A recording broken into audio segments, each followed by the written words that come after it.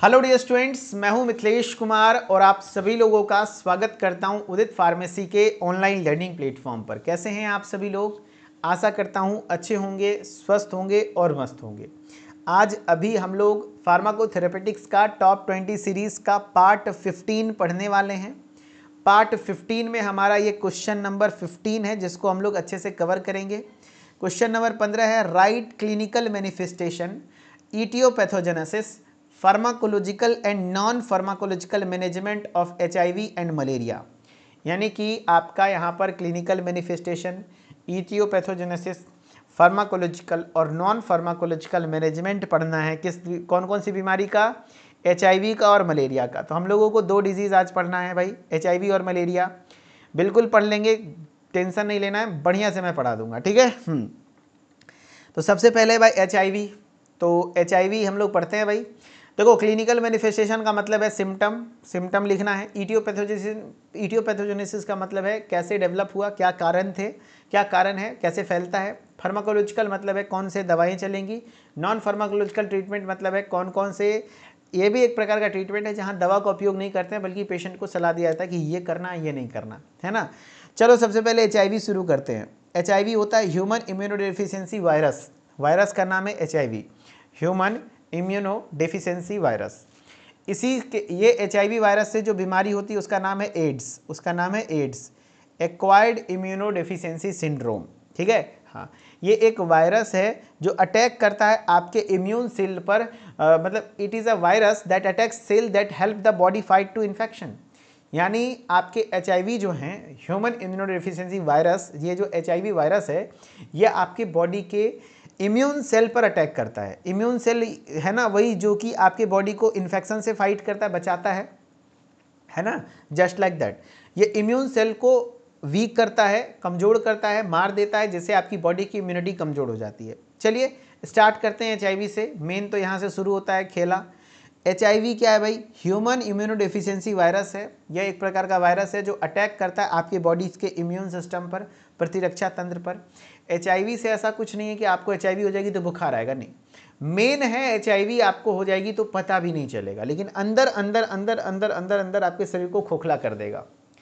जैसे किसी देश को कमज़ोर करना है तो हम धीरे धीरे उस देश के डिफेंस सिस्टम जैसे इंडियन एयरफोर्स, नेवी, आर्मी, सबको धीरे धीरे अंदर अंदर ही मार देंगे। तो एक समय पे देश बहुत कमज़ोर हो जाएगा, बाद में हम उस पर हवा बोल देंगे। कोई छोटा मोटा देश भी, नेपाल भी देख लो भाई, अपने कब्जे में ले लेगा पूरे भारत को, अगर ऐसा हुआ तो कोई भी देश। तो जस्ट लाइक दैट HIV वैसे ही काम करता है कि HIV आपके बॉडी में जब एंटर करता है तो आपको पता नहीं चलेगा, लेकिन अंदर अंदर ही पूरे बॉडी के इम्यून सिस्टम को वीक कर देगा। पता कब चलेगा? 6 साल, 7 साल, 8 साल के बाद की, अच्छा आपको भी HIV इन्फेक्शन है। कैसे? तो बार बार तबीयत खराब होगी, कितना भी दवा कराओगे जल्दी इलाज ठीक नहीं होगा, जल्दी सही नहीं होगा। तो उस कंडीशन में जाकर के फिर HIV का जांच होता है, अच्छा HIV पॉजिटिव है। जिसको HIV हो गया तो उसका इम्यूनिटी वीक हो गई। छोटा मोटा बैक्टीरिया, वायरस हर समय हवा में तैरता रहता है, तुरंत से जाएगा, तुरंत आपको इन्फेक्शन कॉज करेगा, तुरंत आप बीमार पड़ जाएंगे। तो HIV का पेशेंट हर समय बीमार ही रहता है ना। हाँ, जिंदगी बर्बाद। अभी तक इसका वेल नोन ट्रीटमेंट पॉसिबल नहीं है। हाँ, सिम्टम्स को कंट्रोल कर सकते हैं, पेशेंट का थोड़ा जो जीने का अवधि है वो थोड़ा बढ़ा सकते हैं कि हमें दवा खाएगा थोड़ा लंबा चलेगा, लेकिन कंप्लीटली क्योर अभी तक पॉसिबल नहीं है। फैलता बहुत गंदे तरीके से है और ज़्यादातर कॉमनली ये होता है 18 से 25 साल के युवा वर्ग में। तो समझ सकते हो ये हमारे लिए भी और आपके लिए, दोनों के लिए भाई थोड़ा सा सावधानी बरतने वाला उम्र है। इस उम्र में कोई भी ऐसी गलती और चूक ना करें जिससे कि आपका पूरा जीवन बर्बाद हो जाए, क्योंकि ये सेक्सुअल इंटरकोर्स, खास करके मल्टीपल पार्टनर्स के सेक्सुअल संबंध होते हैं तो उससे फैलता है। अगर मल्टीपल पार्टनर्स हैं और उसमें से कोई एक भी, जैसे दो है, एक लड़का और एक लड़की आपस में संबंध बनाते हैं, अनप्रोटेक्टेड सेक्स यानी विदाउट कॉन्डम, तो याद रखना अगर कोई एक भी इन्फेक्टेड है HIV से, कोई एक भी, मेल हो या फीमेल, तो 99% चांस है कि दूसरे में ट्रांसफ़र हो जाएगा। 99% चांस है कि ये ट्रांसफ़र हो जाएगा। मेजर कारण यही है ये फैलने का, समझ रहे बात को। हाँ, तो ये HIV इस तरीके से फैलता है, सेक्सुअल फ्लूइड से फैलता है, समझ रहे बात को। हाँ, लेकिन यहाँ पर ये चीज़ें हैं कि अगर मान लो दो पार्टनर है, लड़का और लड़की, दोनों हेल्दी हैं, दोनों में कोई इन्फेक्शन नहीं है, धूम मचा दो, जितना जो करना है करो, कोई दिक्कत नहीं है। लेकिन अगर इन्फेक्शन है तो सर पता कैसे चलेगा? यही तो ट्विस्ट है, पता नहीं चलता, पता नहीं चलता। क्योंकि किसी को HIV इन्फेक्शन है, कैसे देख के पता चल जाएगा HIV इन्फेक्शन है? नहीं, अगर HIV इन्फेक्शन आज हुआ है तो उसका सिम्टम 8 साल बाद आएगा, 6 साल बाद आएगा, 7 साल बाद आएगा। समझ रहे बात को? हाँ, तो 6 साल तक में वो कितने लोगों को लपेट चुका होगा या लपेट चुकी होगी। तो इसीलिए कहा जाता है मल्टीपल पार्टनर्स के साथ अनप्रोटेक्टेड सेक्स बिल्कुल अवॉइड करिए, क्योंकि ये दिक्कत करेगा आपको। ठीक है, एक सेकंड रुक जाइए। हेलो जी जी जी नमस्ते, बताइए जी, बताइए अपना शुभ नाम। अच्छा अच्छा, सलमान भाई आपका नंबर चेंज हो गया है।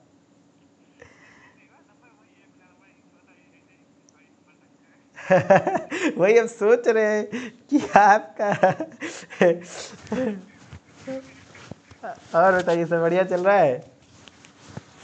बढ़िया चल रहा है।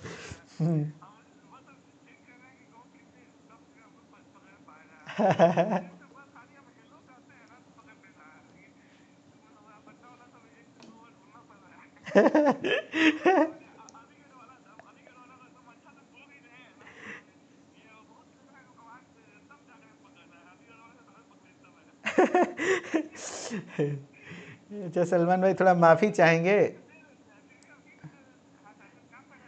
हाँ, मैं एक्चुअली मैं लाइव में ही था, लेकिन फ़ोन साइलेंट नहीं था, तो मेरे को लगा किसका कॉल आ रहा है, नोन नंबर, तो मैं करता हूँ कॉल बैक। चलिए, सॉरी गाइज, थोड़ा सा मतलब मुझे लगा अननोन नंबर है, तो फ़ोन साइलेंट नहीं था, तो मुझे लगा कोई अर्जेंट कॉल होगा किसी का। मेरे एक पुराने मित्र हैं, सीनियर कह सकते हैं, सलमान भाई, मोहम्मद सलमान नाम है इनका। बहुत मतलब इस लेवल के इंसान यार, मेरे जीवन में हमको अगर कोई अंग्रेज़ी सिखाया है तो यही सिखाए हैं। अभी ये अलीगढ़ मुस्लिम यूनिवर्सिटी के प्रोफेसर हैं, AMU के, है ना। वहाँ से उनको उनकी क्या कहते हैं, शायद BSc भी वहीं से हुआ है इनका, ग्रेजुएशन भी वहीं से हुआ है, अभी वहीं पर वो पढ़ा भी रहे हैं।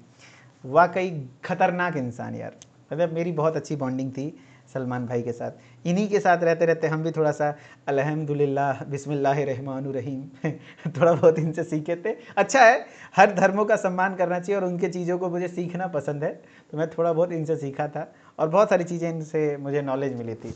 और जब मैं 11वीं में था उस समय मुझे अंग्रेजी, क्योंकि मैं हिंदी माध्यम का छात्र था और सीधा डॉक्टर बनने की तैयारी करने चला गया था, तो इनका सहारा मिला था मेरे को। इन्होंने मुझे बताया था कि देखो मिथिलेश, पोटेंशियल है, लेकिन दिक्कत है यहाँ अंग्रेजी में, तो अंग्रेजी इन्होंने सिखाया था मेरे को।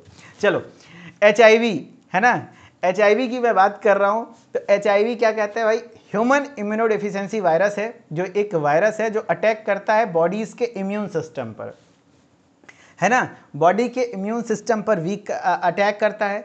If HIV is not treated, अगर HIV को ट्रीट नहीं किया गया, it can lead to AIDS. क्या होगा? एड्स होगा, यानी एक्वायर्ड इम्यूनोडेफिशिएंसी सिंड्रोम, बीमारी हो जाएगी। There is currently no effective cure, इसका अभी तक कोई इफेक्टिव ट्रीटमेंट पॉसिबल नहीं है, इफेक्टिव ट्रीटमेंट पॉसिबल नहीं है। याद रखना, HIV को क्या कहते हैं? Full form human immunodeficiency virus है। कहाँ अटैक करता है? आपके बॉडी के इम्यून सिस्टम पर।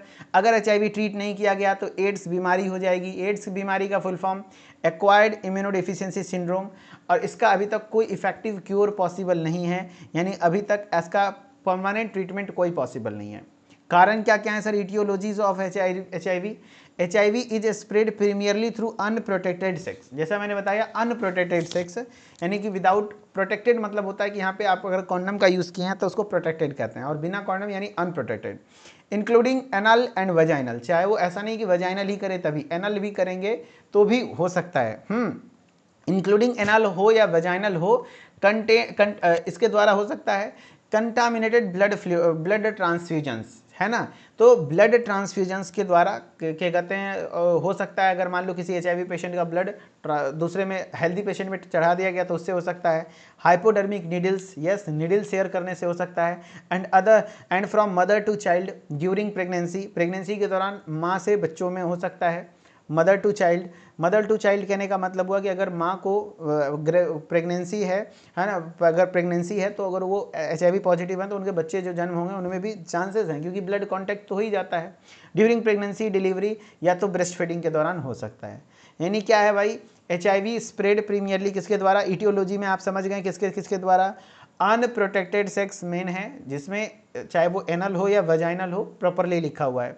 कंटामिनेटेड ब्लड ट्रांसफ्यूजन्स है ना, क्या कहते हैं जो ब्लड ट्रांसफ्यूजन कंटामिनेटेड होने से, कंटामिनेटेड यानी कि जो किसी के इन्फेक्टेड पेशेंट के, HIV इन्फेक्टेड पेशेंट के ब्लड को ट्रांसफ्यूजन करने से हो सकता है, हाइपोडर्मिक नीडल से, mother to child during pregnancy, delivery and breast feeding.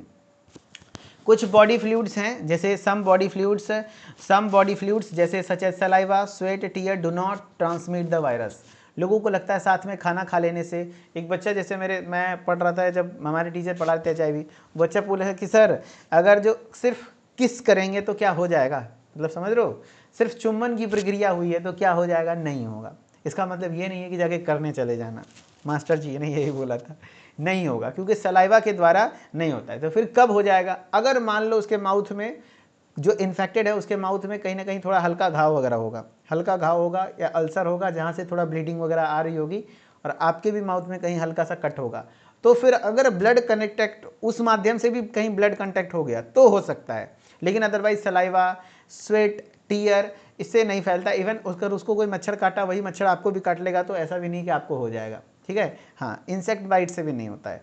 The human immunodeficiency virus main खेला यही है, देखो मेन खेला यही जे हो बे ऑन प्रोटेक्टेड सेक्स, यहाँ से बचना है ना। Human immunodeficiency virus HIV is grouped to the lentivirus with the family of Retroviridae. Retroviridae family का वायरस है, इसमें जेनेटिक मटेरियल RNA होता है, रिवर्स ट्रांसक्रिप्टिव एंजाइम होता है, इसीलिए इसको रेट्रोवायरस कहते हैं। पैथोजेनेसिस मतलब क्या हुआ, कैसे डेवलप, कैसे बीमारी आपको काज करता है। One mechanism of HIV weakens the immune system, इसका मेन मैकेनिज्म यही है कि HIV आपके इम्यून सिस्टम को वीक करता है by infecting and destroying CD4 T cells, यानी आपके CD4 T सेल्स को डिस्ट्रॉय करने का काम करता है, which in turn leads to immunodeficiency at later stage of disease. यानी HIV क्या करता है, प्रतिरक्षा प्रणाली को कमजोर करने का एक मुख्य तरीका है। यह CD4 T कोशिकाओं को संक्रमित करके नष्ट कर देता है, जिसके परिणाम स्वरूप रोग के बाद के चरण में इम्यूनोडेफिशिएंसी यानी प्रतिरक्षा की कमी हो जाती है। समझ गए आपको, ये CD4 सेल आपका इम्यून सेल है, इसी को डिस्ट्रॉय करता है, यही CD4 काउंटिंग घटने लग जाती है, ठीक है। यानी क्या करता है ये क्या करता है, HIV weak the immune system by infecting and destroying, infect करता है, डिस्ट्रॉय करता है किसको, CD4 T सेल्स को, which in turn leads to immunodeficiency, जिससे इम्यूनोडेफिशिएंसी होती है यानी इम्यूनिटी में कमी देखने को मिलता है later stage of diseases in future में। HIV attacks to the CD4 protein, CD4 T cells है जो एक प्रकार का प्रोटीन होता है, इम्यून सेल है, on the surface of these and other cells to gain entry, ठीक है। यानी HIV इन तथा अन्य कोशिकाओं की सतह पर CD4 प्रोटीन से जुड़कर कोशिकाओं में प्रवेश करता है, इसी में जाकर के जुड़कर प्रवेश करता है और उसको डिस्ट्रॉय करता है। यानी HIV क्या करता है, बाइंड करता है CD4 मॉलिक्यूल में and viral genome incorporate infected cell and produce more viruses, और ज़्यादा वायरस बनाता है, new viruses and produced infect CD4, जो नए वायरस बनते हैं वो और भी CD4 को इन्फेक्ट करते हैं एंड इन्फेक्टेड CD4 सेल्स, जिससे मोर सोल्यूबल सप्रेसर फैक्टर वगैरह बनता है। ओवरऑल कहने का मतलब है CD4 सेल डेथ हो जाती है। अगर आप ये चार्ट नहीं भी बनाएंगे तो चलेगा, आप ये मेन पॉइंट लिख देंगे तो काम हो जाएगा।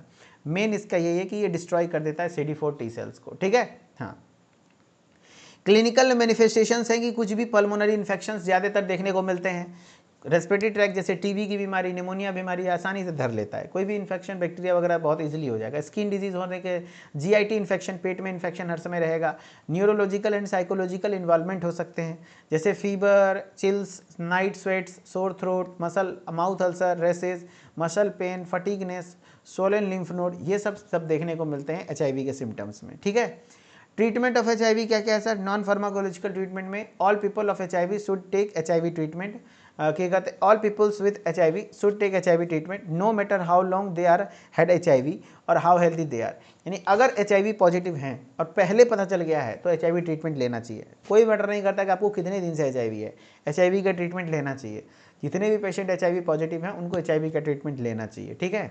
काउंसलिंग अबाउट द ट्रांसमिशन के रिगार्डिंग काउंसलिंग, मतलब उसको भाई कैसे फैलता है उसको बताना नॉन फार्माकोलॉजिकल है।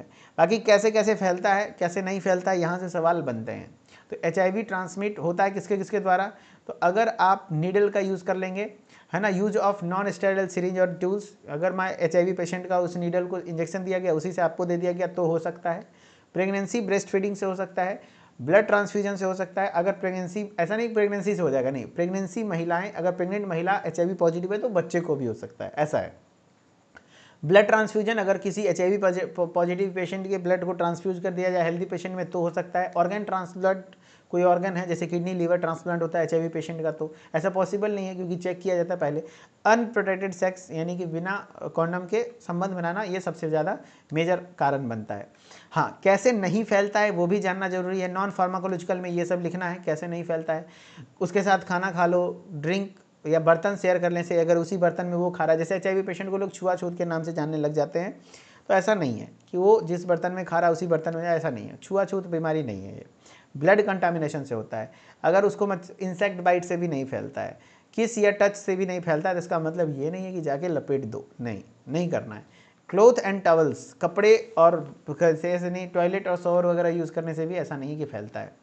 ट्रीटमेंट ऑफ HIV क्या क्या है सर? फार्माकोलॉजिकल ट्रीटमेंट में यहाँ पर चूंकि HIV एक रेट्रोवायरस है तो हम यहाँ पर anti retroviral therapy, ART, hospital में ART सेंटर का मतलब जानते हो क्या होता है? जहाँ पे एड्स की दवाएं मिलती हैं, HIV का दवाई मिलता है, तो एंटी रेट्रोवायरल थेरेपी इसको कहते हैं, यहाँ पर यूज़ होता है। ART मतलब एंटी, इसका फुल फॉर्म पूछा गया था एक बार। ART stands for anti retroviral therapy. किसके लिए यूज करते हैं? HIV के लिए यूज़ करते हैं। यानी एंटी रेट्रोवायरल ड्रग यूज़ करेंगे, और ड्रग में लास्ट में उडिन वर्ड लगा होता है, जैसे देखो लेमीउडिन है ना, जीडोउडिन, क्या कहते हैं, डायंडोसिन, क्या कहते हैं, डायडोनासिन, क्या कहते हैं, एमट्रीसिटाबिन, एंटीनोफोबिर, डिसोप्रोक्सिल फ्यूमरेट, ये कुछ ड्रग्स हैं जो कि आपके ART में यूज़ होते हैं, ठीक है। हाँ, अब जैसे कुछ क्वेश्चंस हैं, इन क्वेश्चंस को करके दिखाओ HIV के, ओके। फिर हम लोग मलेरिया को आगे कंटिन्यू पढ़ेंगे।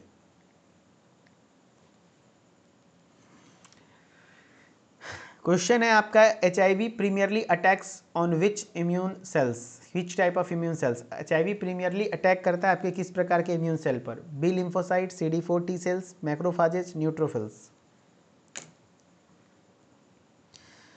जवाब दीजिए सारे बच्चे। HIV primarily attack which type of immune cell? तो HIV अटैक करता है CD4 T सेल्स पर, CD4 T सेल्स पर। विच of the following is not a method of HIV transmission? HIV transmission का मेथड कौन सा नहीं है? ब्लड ट्रांसफ्यूजन है, मॉस्किटो बाइट्स नहीं है, अनप्रोटेक्टेड सेक्स है, नीडल शेयर करना है, आंसर बी। ऐसा नहीं, इंसेक्ट बाइट नहीं होता है, ठीक है, correct. Which of the following used in the treatment of HIV? इसमें से कौन सा HIV के ट्रीटमेंट में यूज होता है? लेमीउडिन, पैरासीटामोल, आइबुप्रोफेन, सिप्रोफ्लॉक्सासिन। मैंने बताया एंटी रेट्रोवायरल थेरेपी के लास्ट में उडिन वर्ड लगा होता है। जीडोउडिन, लेमीउडिन, यही दो मोस्ट कॉमन ड्रग है, तो यहाँ आ जाएगा, आंसर हो जाएगा lamivudine, answer A. Full form of AIDS, AIDS का फुल फॉर्म, HIV का फुल फॉर्म, ये सब इसके लिए टेस्ट कौन सा? एलिजा टेस्ट कराया जाता है, एलिजा टेस्ट, ठीक है, एलिजा टेस्ट कराया जाता है।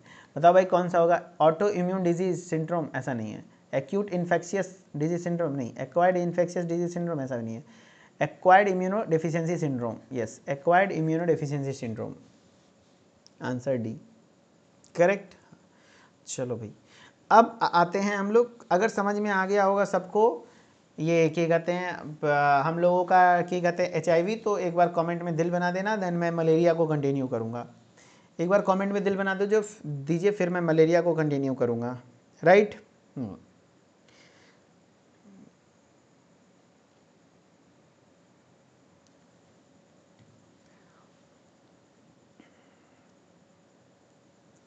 चलो बहुत बढ़िया, फिर मैं मलेरिया को पढ़ाऊँगा।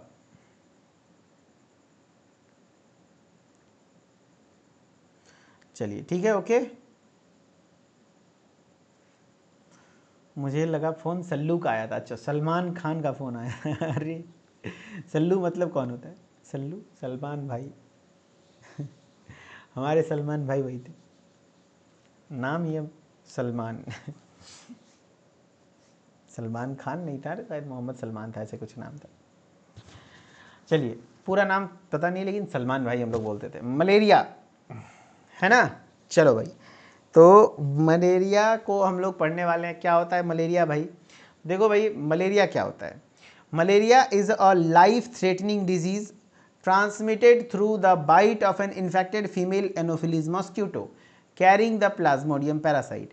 यानी मलेरिया एक जानलेवा बीमारी है, हाँ जी बिल्कुल, जो संक्रमित मादा एनोफिलीज मच्छर के काटने से फैलती है।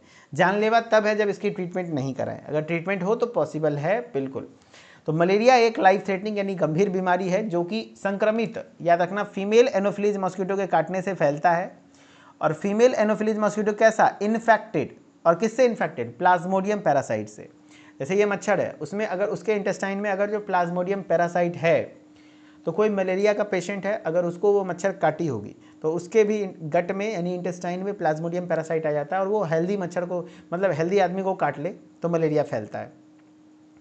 अगर आपके घर में किसी को मलेरिया है तो उसको मच्छर काटा, वो खास करके मादा एनोफिलीज मॉस्क्यूटो हो, तो वो आपको अगर काट ले, उसमें आ गया, वो इन्फेक्टेड हो गई, अब वो आपको काटेगी तो आपको भी मलेरिया दे देगी, क्योंकि ये कैरियर है। कौन, मादा एनोफिलीज मॉस्क्यूटो। मेन कारक ये नहीं है, ये तो बस ट्रांसमिट कर रही है, फैला रही है। मेन कारक ये है Plasmodium parasite, Plasmodium vivax, Plasmodium malariae, Plasmodium oval, ये प्लाज्मोडियम के अलग अलग पैरासाइट के जो अलग अलग स्पीसीज़ हैं, जिसकी वजह से होता है। तो मलेरिया एक लाइफ थ्रेटनिंग कंडीशन है, मलेरिया एक लाइफ थ्रेटनिंग कंडीशन है जो इन्फेक्टेड फीमेल एनोफिलीज मॉस्क्यूटो के काटने से फैलता है, जो कि प्लाज्मोडियम पैरासाइट को कैरी करता है। Infected mosquito releases their parasites in the blood. जो इन्फेक्टेड मॉस्क्यूटो होते हैं वो अपने पैरासाइट को रिलीज करते हैं ब्लड में बाय बाइटिंग एन इंडिविजुअल। यानी जैसे ये मच्छर है, इसके गट में, इसके इंटेस्टाइन में वो प्लाज्मोडियम पैरासाइट है यानी इन्फेक्टेड है, तो अगर दूसरे को काटेगी तो ये उसको काटने के दौरान अपना ट्रांसफ़र कर देती है, ठीक है, जैसे वो अपना सूंड धंसाती है उसी के माध्यम से। यानी संक्रमित मच्छर जब किसी व्यक्ति को काटता है तो वह परजीवी को रक्त में छोड़ देता है, ठीक है। कारण क्या है भाई, इटियोलॉजी ऑफ मलेरिया। तो malaria is caused by protozoa of the genus Plasmodium. Plasmodium genus हैं जिसके 4 स्पीसीज होते हैं जो कि बीमारी कॉज कर सकते हैं, जैसे Plasmodium falciparum, Plasmodium vivax, Plasmodium oval, Plasmodium malariae.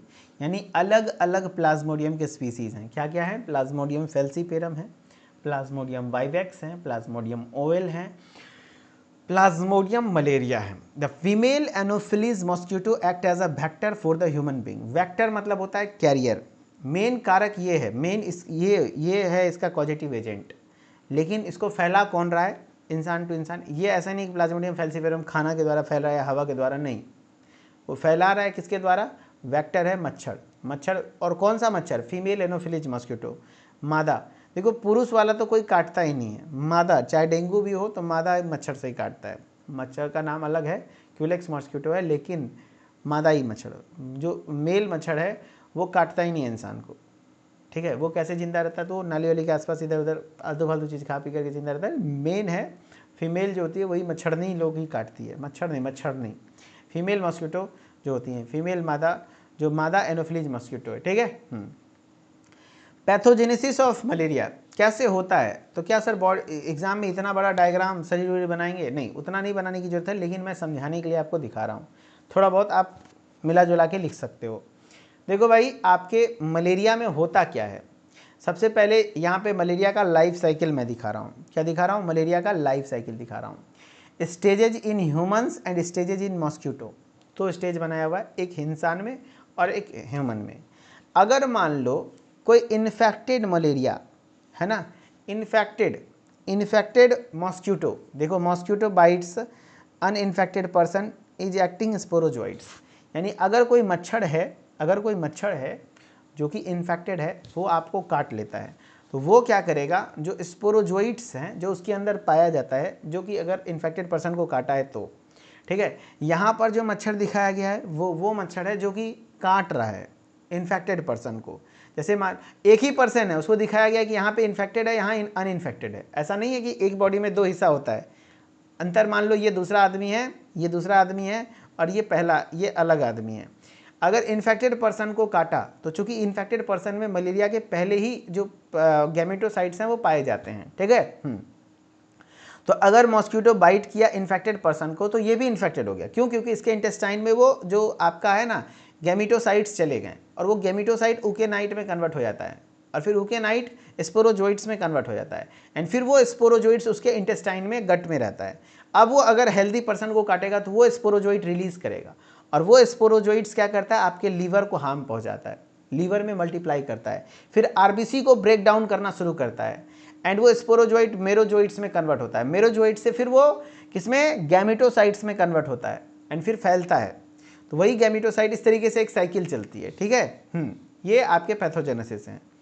फिर है क्लिनिकल मैनिफेस्टेशन यानी सिम्टम्स, बुखार होना, ठंड के साथ कपकपी के साथ बुखार आना, पसीना आना, हेडेक होना, नोजिया वॉमिटिंग, मितली या उल्टी होना, बॉडी एज, शरीर में दर्द या बदन दर्द होना।